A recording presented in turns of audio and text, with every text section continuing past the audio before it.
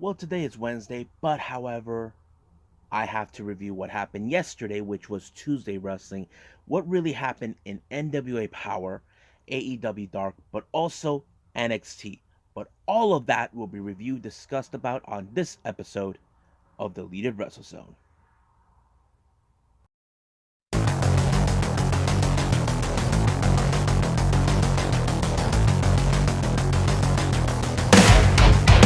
Are you ready? Get up, get up. Get up, get up. Get up, get up. Get up, get up. Get up, get up.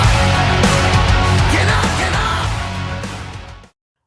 Welcome everybody to Deleted Wrestle Zone. All things that it's pro wrestling with AEW, NXT, New Japan Pro Wrestling, Impact Wrestling, the National Wrestling Alliance, various promotions, wrestlers, matches, and championships. I am your host, Jay, right here. Now, before I begin reviewing what happened on Tuesday, I want to give a few things I want to talk about. If you guys heard what I said, today is Wednesday.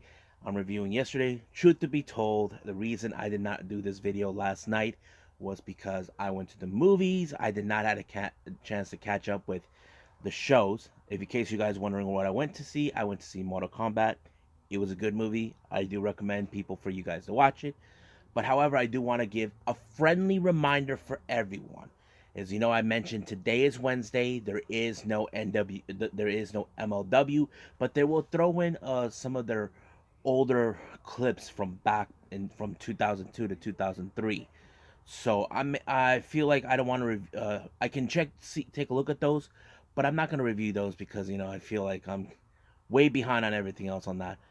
But if you guys want a chance of it, that's it. But don't forget, before I mention this, keep your clocks ready because apparently another day of wrestling will be added on 6 out of the 7 days a week. I'm referring to MLW will be broadcast on July 10th of this year. As you know, we got Monday Raw, Tuesday NXT, Wednesday AEW Dynamite, Thursday Impact, Friday SmackDown, but also now on Saturday, MLW Fusion will be on the Vice TV. So set your clocks on that, and we'll get ready to see 6 wrestling shows in 1 week.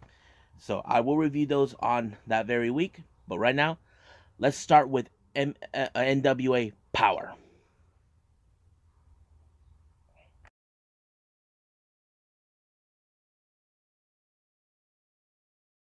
Okay, so NWA Powerrr was a very interesting show. Certain things took place that kind of made some answers. Certain things are like, what in the world is going on? And every story wise and everything that's been happening. Now, majority of the beginning was taken over by Nick Aldis. Basically, he has heat towards Joe Galli, one of the commentators who's also a journalist, because Joe Galli feels he has a job to do, but you know, Nick Aldis, he doesn't like that.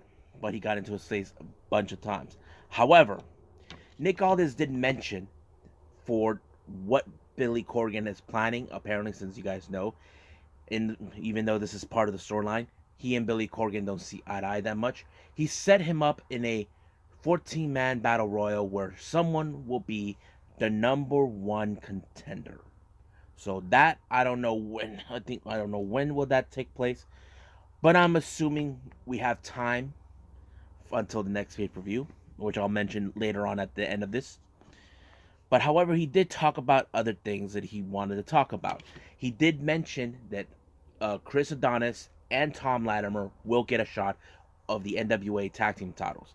But also Camille, we all know she is the number 1 contender for the NWA Women's World title. But however, she has her beef with Thunder Rosa. Now, I know I talked about this before, and everybody's been seeing is like, what is Camille's problem? We all know she's the number 1 contender. Why is she attacking her if even if she won the match?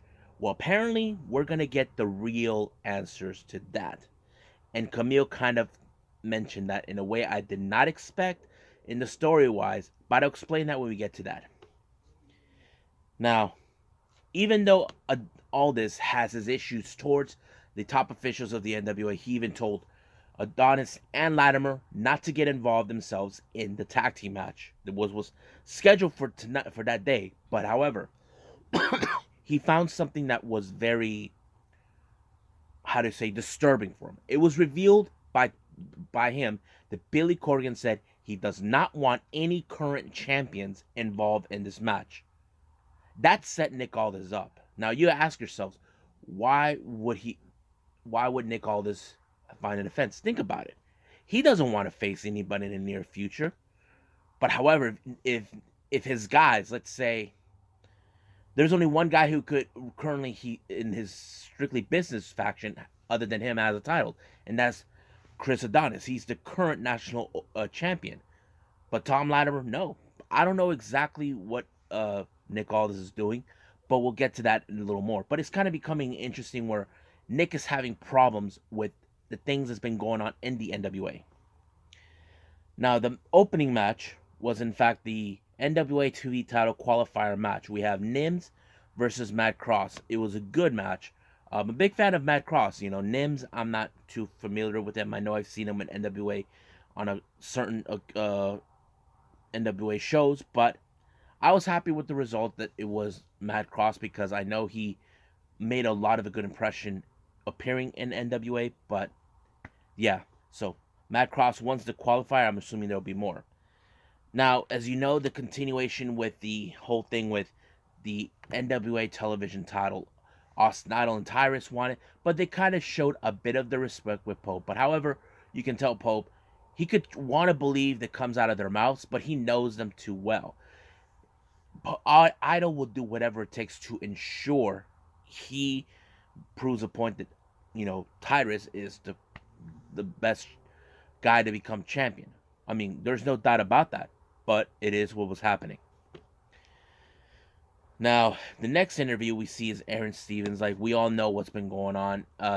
Recently, there's been a lot of disagreement between him and his tag team partner, who's also one half of the NWA tag team champions, Kratos. So basically, Kratos is not agreeing what, what's his name? Stevens is doing, but we'll see what happens. But however, that's not the case. Later on, after this interview, there was another interview conducted in the front of the ring with Sal Rinauro, who talked about his, commitment that no one's giving him a shot, but he set himself up in the match against Kratos, which he lost completely. So he just destroyed him altogether. Now, this is the part that kind of got me interesting in this. Now, as you know, recently I did mention that Camille is the current #1 contender for the NWA Women's Champion, who set to face Serena Deeb down the line. Now, after the events, there was a women's tag team match set up by Thunder Rosa. It was Thunder Rosa against, what's her name? Alex Gracia taking on Genocide and Sky Blue. But however, that match was interrupted by Camille. Now, we've been trying to understand what was it. Why did she attack her? Now, my positional assumption in the storylines, I was trying to predict maybe Camille was jealous because, Thunder Rosa had a name for herself, who has wrestled with many of the best wrestlers from other promotions around the world. However, that wasn't the case. It was the opposite that kind of explained it a little bit. Now, Thunder Rosa explained that she has represented the women's wrestling, but however, that's not what it bothers Camille. She respects that, however. The problem that Camille has with Thunder Rosa is that she is obligated to be part of the NWA, not going off with other promotions. That is her problem. You see, it's like this. If you guys don't know this, Nick Aldis doesn't feel too compelled to work with AEW. I don't know why he feels it's like. So basically, it's like strictly business, don't want nothing to do with the other promotions. They want to isolate themselves from that. But however, Thunder Rosa, on the other hand, is the one who's associating herself with the others. So the idea what Camille is trying to say is this. You representing the women's, and then you decided to go out to other promotions. But she decided, okay, here's the deal. I'm going to put my #1 contendership on the line against you. But if I win, you are no longer allowed to work with any promotions. So basically, she's trying to rub it in, like trying to prove a point, saying you will oblige to the NWA contract the way you should have. Now that's something that kind of fits in. Now, if you guys remember, not too long ago, there were speculations that Thunder Rosa's contract expired, but however, that wasn't the case. It kind of goes out through 2021, so we don't know how this is going to be played out, but we'll see down the line. I'm assuming that this match may take place soon. I'm not sure when, because we do know Serena Deeb is currently recovering from an injury. Now, the next match is a Falls Count Anywhere match between Jack Stane and Slice Boogie. Now, this rivalry between these two has gone far enough. Apparently, Slice Boogie took out Jack Stane in the middle of a tag team match, and of course, trying to prove a point. Even he nearly tried to hurt Jack Stane badly, but Tim Storm, who once was friends with Jack Stane, helped him out, but apparently got caught in a crossfire, but Jack Stane tossed the towel, allowing for Slice Boogie to win, but I don't think he likes that. I don't think he likes to win by, a forfeit. He rather beat them the way where he makes a name for himself, but this whole thing is far from over between them. So we'll see what's gonna go. Now, however, the main event was supposed to be for the NWA World Tag Team titles between Chris Adonis and Tom Latimer, but however, the tag team champions were ready, but Strictly Business nowhere to be found. They just took off without saying a word because, as you know, this is like their way of filing a protest against Billy Corgan for not allowing any champions to be involved in the 14-man battle royale. Now, I don't know when is that going to take place, but I'm excited to see where that's going to go. So we just got to wait and see what's going to happen next week. So let's move on with AEW Dark.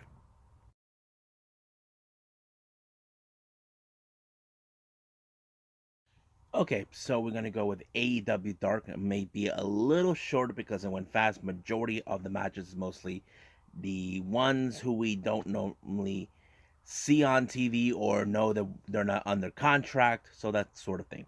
So the first match is Milk Chocolate, consistent of Randy Williams and Brandon Watts taking on Eddie Kingston and Jon Moxley. Now you can guess right away in this match, oh, it's over. Exactly, it did. It didn't lasted like less than 5 minutes, but it was Eddie Kingston that picked up the match.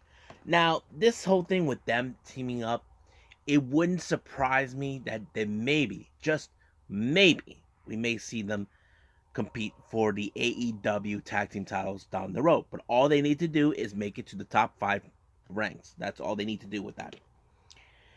Next match, we have the Dark Order, Evil Uno 5, and Colt Cabana taking on Spencer Slade, Cole Carter, and Andrew Palace. But you can guess anyway in this match that right away Dark Order wins this match. That's always been that way because they are one of the top factions that you might love and enjoy, like myself. Then we see a little interview by Tony Schiavone talking to Diamante. Now, Diamante, we all know she's impressive in both as a singles and tag team competitor. However, her beef right now is towards Chris Statlander. Now, you probably ask why. She just came back. Simple. People are now embracing Chris Statlander now that she's back. I mean, yes, she was gone for 10 months due to an injury, but Diamante feels like it's a load of crap that people are embracing her return. She's like, I've been here while she was gone. So basically, we may see that type of story where it's like, where were you? I'm the one doing all this while you are recovering from a knee injury. And all of a sudden, people just accept you back right away. I mean, that's how it works, but looks like Diamante just doesn't like that. But don't know when those two will come across. I hope maybe either Dynamite or another episode of Elevation or Dark. Now, next match, we have Lance Archer taking on Angel Fashion. You can guess right away that everybody dies. Lance Archer wins the match, because that's what he does. Next match, we have The Factory, consisting of QT, Aaron Solo, and Nick Camarado taking on Jake Logan, Rick Recon, and Ryzen. Now, this match became a handicap because majority of the time QT was sitting down on his so-called throne while Nick Camarado and Aaron Solo were doing the most of the work. But finally, when QT decided to do his part of the work, that's how it ended. But however, it did not end right there. He decided to put what's his name, Jake Logan, in a figure four leg lock to send a direct message to Cody. This may be an indication that this war between them is far, far from over. Now, the next thing we have is the Varsity Blondes, but with a surprise valet on their side, Julia Hart. If you guys seen her, she's that cheerleader girl. And no, she's not in relations with the Hart family.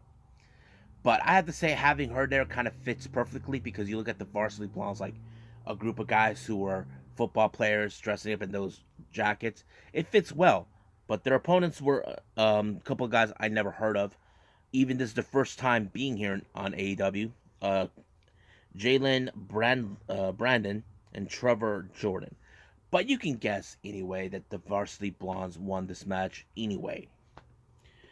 Now the next match we have Diamante taking on Willow Nightingale.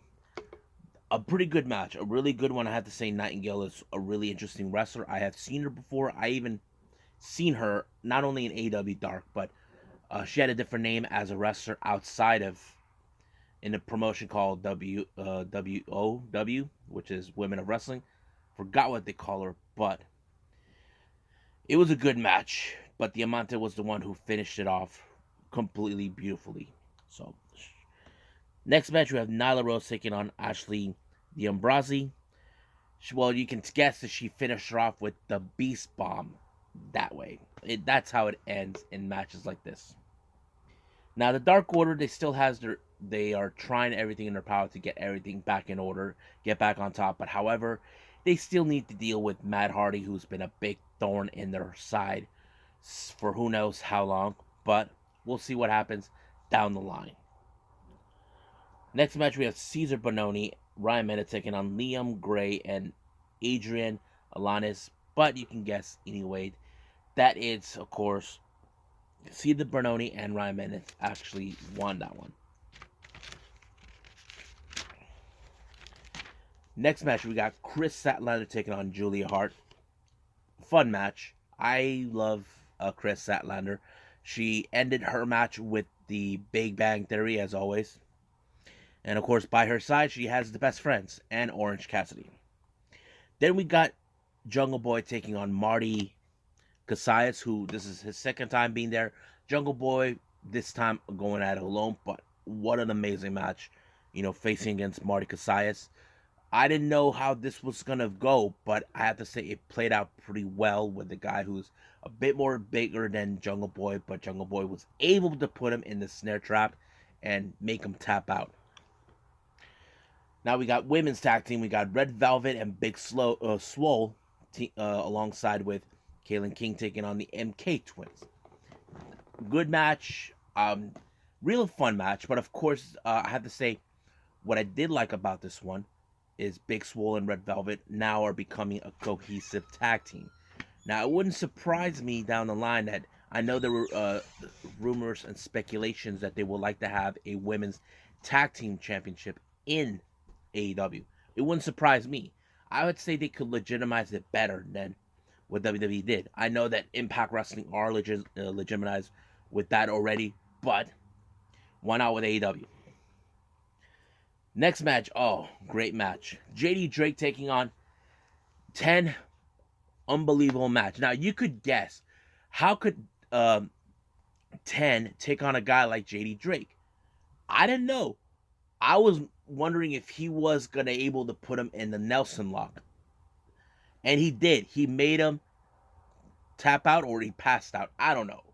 I have to say 10 is the most impressive wrestler I have witnessed since AEW started. And I can't wait to see what else he's going to do. Now, the next match, we have Sunny Kiss and Joey Janela taking on The Acclaim. I mean, this was a very interesting match but there was moments where Joey Janela, looks like he did get hurt, but we don't know how extensively. There's no word if the injury is severe or is it a problem. We don't know yet. I am trying to go through social media to find out if there's anything about it or if it's part of the story. Don't know. But there's nothing yet. But the match was great. But however, it was the Acclaim who won the match.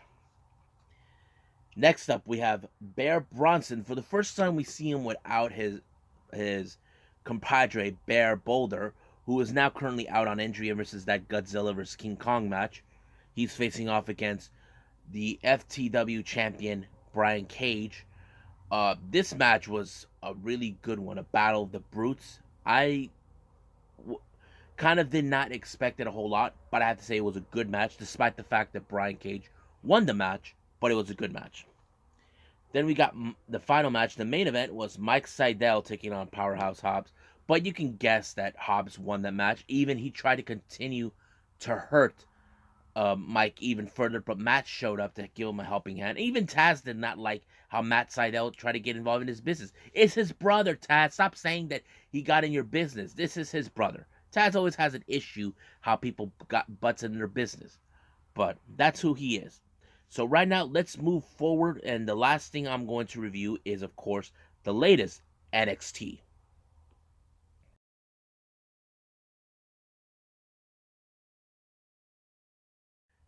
Okay, so NXT opened up with Austin Theory, along with Gargano, taking on Karrion Kross.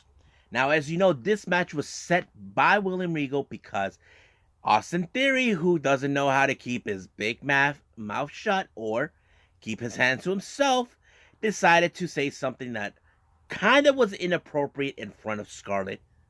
I mean, if you guys remember, he said, those are the biggest. Now, we all thought it was, her chest. We thought it was that. But it wasn't that. It was the nails. And, that was the sign of disrespect. And, of course, they even attacked Karrion Kross last week, thinking that could slow him down. But, man, it barely slowed him down. And not only that, Gargano had to watch Theory get his ass whooped by Karrion Kross. Now, you got to ask yourself, if there's going to be a feud between them, I don't know, because Karrion Kross is now a target since becoming the NXT champion, and the person who decides to come out and challenge him, and that is the former champion who beat him up, he beat Finn Balor. Now he asked him for a rematch, and of course, he gladly accepted. Now, the next match is Breezango taking on MSK. Now, this was a non-title match. Now, it was a good match, but to me, I'm still expecting the one match that we're expecting is members of Legado del Fantasma, Joaquin Wilde, and Raul Mendoza will be challenging them. We don't know when that's going to happen, but it was a good match. It was not one of my favorite ones, but it was a good match. But however, it did end with MSK winning. But however, there was a moment. I don't know what the hell happened in this match. The referee did something. I did not. Referees are not supposed to do that. I don't know if this was something to step up their game because we get that with Aubrey Edwards. I'm not sure.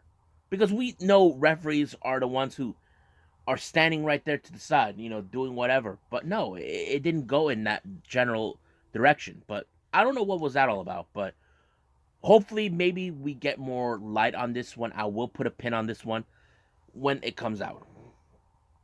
Now, Gargano recently, other than what happened at Theory, he decides to confront Regal because it turns out Regal set him up in a title match against Bronson Reed in a steel cage. Now, as you know, Gargano will not tolerate this. He thinks that Regal's out to get him. But no, Regal's like saying, you are the champion. You need to act like it. But Gargano's not acting like that. So, why not?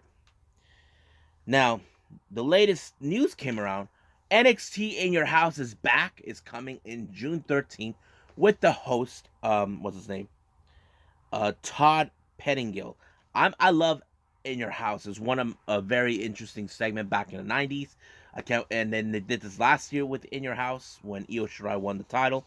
But yes, I love In Your House. Next match, we have Pete Dunne taking on Leon Ruff. Now, Ruff was not medically cleared, but he looked for a fight. However, he did not win completely. He lost the match, all thanks to the referee's decision, allowing for Pete Dunne to win this match. Now, Legado made a statement saying that sooner or later, their boss, Santos, will regain the Cruiserweight title, and then soon they will obtain what rightfully belongs to them to begin with, which is the NXT titles. So we don't know when that was going to take place. I don't know when it's the next takeover yet, but I'm excited for that. Now now in recent weeks we have seen Frankie Monette, or as we know her as Tal Valkyrie, making appearances. So it's now been revealed that she will make her in-ring debut in 2 weeks. I can't wait to see what she can do. I'm hopefully not a lot has been taken out of her, or there's some new things that she could impress us. But I'm kind of curious to see where they're gonna go with her.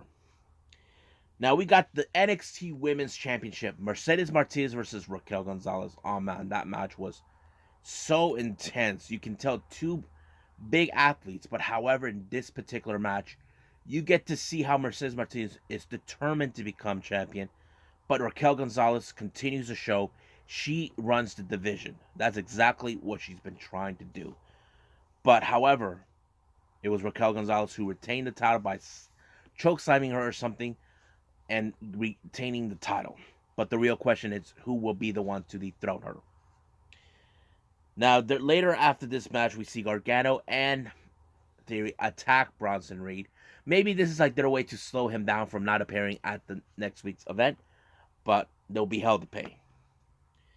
Now, Swerve introduced his new faction called High Row, kind of like a rip-off version, and I found out who was in it. I did not know Ashante Diadonis. I kind of didn't notice that Ashante Diadonis is now with the group, and there's two other people.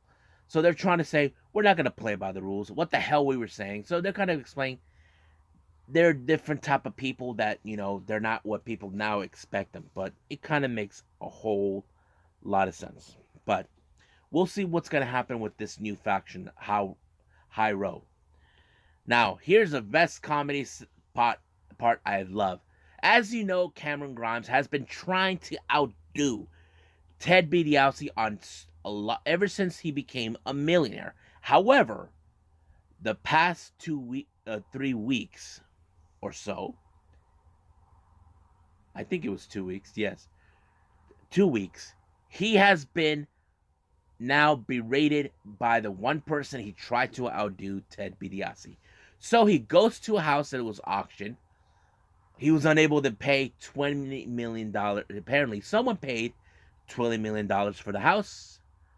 And of course, it was Ted DiBiase. And Cameron Grimes, like, goddamn Ted DiBiase! So basically, he cannot outdo him. He's trying to be the new $1 Million Man, but he can't. Come on, that is too silly. Next thing we have is a little Zoe Starks talks about her situation with Toni Storm. As you know, Zoe Starks has been an impressive wrestler since she first arrived. Not only there were some good matches she was won, like Io Shirai, even though she lost that match, but it put her on the map. Toni Storm feels in her mind that she's the much bigger star than Zoe Starks, because Zoe Starks always puts in the work. She says she works out a lot, and she feels that Toni Storm just thinks that, her way is that she's the top star. Zoe Starks needs to leave. That sort of thing. I'm assuming that match between those two will take place this coming Wednesday, but we'll see when that happens. I'm kind of curious to see this one. Next match, we have Oney Lorcan along with Pete Dunne taking on Kyle O'Reilly. This is one of those matches with Oney Lorcan decided, I'm going to play Kyle O'Reilly's game, but it did not work. However, it was Kyle O'Reilly who picked up the victory, used the same move what he did to Adam Cole in that Lights Out match. But however, he was attacked by Pete Dunne, but out of the blue, here comes his former tag team partner, Bobby Fish. Now, Bobby Fish told him, that it's been a while. Kyle O'Reilly said he has unfinished business and he do, but he says that he has a score to settle. So we'll see where they're going to go. Hopefully we get to see those two reunite, even though they're not going to be part of course, the Undisputed Era. Now we get to the main event, which was the NXT Cruiserweight Championship between Santos Escobar and Kushida in a 2 out of 3 falls count. Now the first fall was won by Santos Escobar. Second one was by Kushida, but the third one, This is like those anticipation moves where you don't know who's going to win. But Kushida put every effort to ensure he gets the second fall. You putting him in a hoverboard lock, but unbelievably. But however, it did not end there where he just picked up the victory with the bend. But you're probably wondering where the hell was Wild and Mendoza. They tried to interfere, but however, they were taken out by MSK. But the referee kicked both teams out, even though MSK is cool with that. It's like, bye. So that's what happened. But Kushida retained the title. But the real question is, who will be the lucky recipient to challenge him for the NXT Cruiserweight Championship? I don't know, but we'll see what happens. Hopefully in 205 Live we can find out. Well, I hope you guys enjoy this episode. Keep in mind, I will try to do the next one where we have AEW Dark and, of course, the latest Choco Pro that came out today in Japan. I will do that first, and then the AEW Dynamite. I might release that video sooner than I think, but just keep in mind, I'm a little behind on everything else, but I will catch up as soon as possible. Like I said, there is no MLW new show, except they're throwing some of the older shows, but we'll see where they're going to go with that.